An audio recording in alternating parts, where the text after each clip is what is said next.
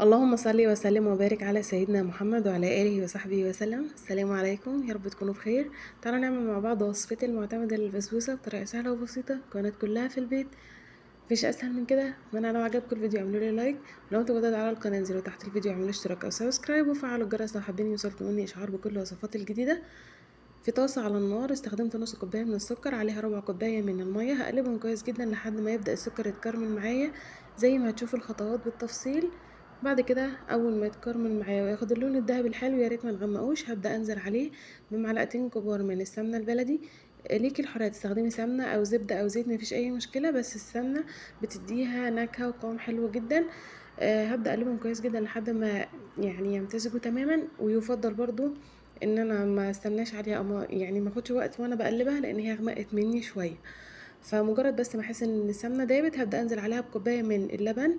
هتبدا تفور زي ما انتم شايفين. اخر مكون هضيفه عليها هو معلقتين كبار من العسل النحل.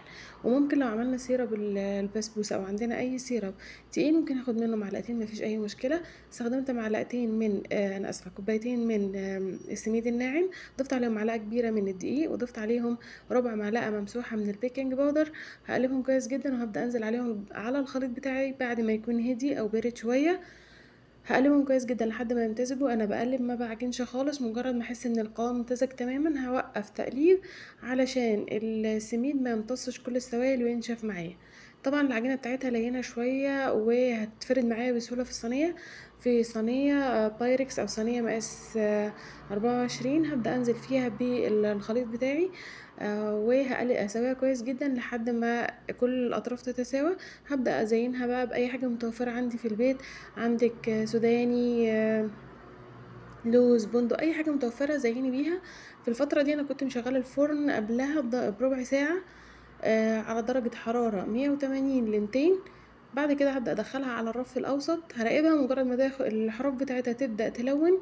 هبدا اشغل عليها الشعله او الشوايه. انا عملت السيرب بتاعها كوبايه ونص من السكر عليها كوبايه من الميه، هقلبهم كويس جدا وارفعهم على النار. اول ما يبداوا في الغليان هبدا اضيف عليهم عصره ليمونه 5 دقايق بس على النار، وبعد كده هضيف العسل على البسبوسه. طريقه سهله وبسيطه ما خدتش اي وقت تماما. طبعا العسل لازم يكون سخن جدا، عشان كده انا بدات فيه مجرد ما دخلت البسبوسه الفرن عندي. خدت لون زي ما حضراتكم شايفين، لونها وطعمها وقوامها حلو جدا. وبس كده، دي كانت وصفتنا للنهارده. زي ما قلنا اتمنى لو عجبكم الفيديو تعملوا لي لايك واكتبوا لي في الكومنتات ايه الوصفات اللي حابين نعملها مع بعض قريب ان شاء الله. واستنوني في وصفات جديده او فيديو جديد. الى اللقاء، مع السلامه يا حلوين.